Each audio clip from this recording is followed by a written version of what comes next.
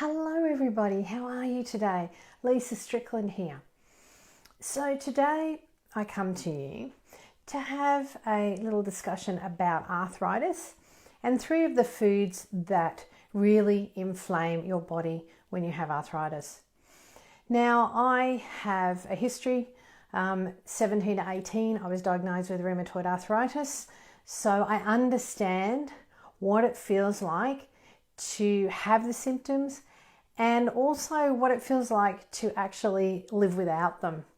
So, you do have that whole thing that you can aspire to once you start introducing other things into your diet and taking out the really inflammatory foods that can really irritate our joints.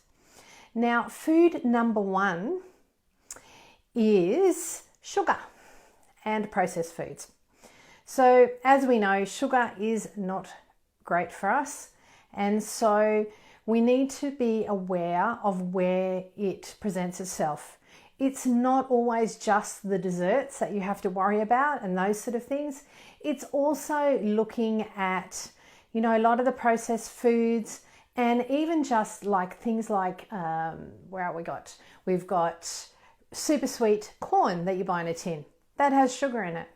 A lot of the black beans and the different things that you buy in the supermarket in those tinned food aisles and just the vegetables do have sugar in them. So you need to be really aware of what you're buying. So just turning over the tin and having a look, because there are other options that you can do, okay? So, when we're talking about when you go and you're buying a lot of fresh fruit and vegetables, you've got those. But then you've also got the fact that, you want chickpeas and lentils and things and quick ways of doing things. So we reach for the tinned foods. So you have to really look and be aware of what's in your canned chickpeas or that sort of thing. So you need to think about, okay, so if you can't find it without the sugar, then go for the organic ones because they won't have the sugar in them, okay? They tend to be the purest tinned chickpeas and lentils and black beans, those sort of things that you'll find, okay? Otherwise, you need to buy them dry and soak them and then cook them. So for ease of, quickness and convenience, it's always great to be able to have a few tins of those things around. So just be aware and really look at what you have there when you're shopping. Spending that little bit of extra time to turn over and look at the ingredients that is in the food that you're buying. Really, really important. So number 1 is sugar. Okay, so we need to be aware of what we're buying that contains sugar. Okay, another inflammatory food for those of us with arthritis or any chronic illness really is wheat. Okay, wheat and gluten unfortunately are not our friends at all. Can create a lot of inflammation, swelling, all sorts of things for our joints and really get them really thick, and hard to bend, that sort of thing. So we really need to look at other options for wheat or cutting things out, really, really looking at the amount of carbs that you're putting in your body and the pastas and things like that, and looking for, some other alternatives. You do have rice pastas and things like that are available, and rice noodles.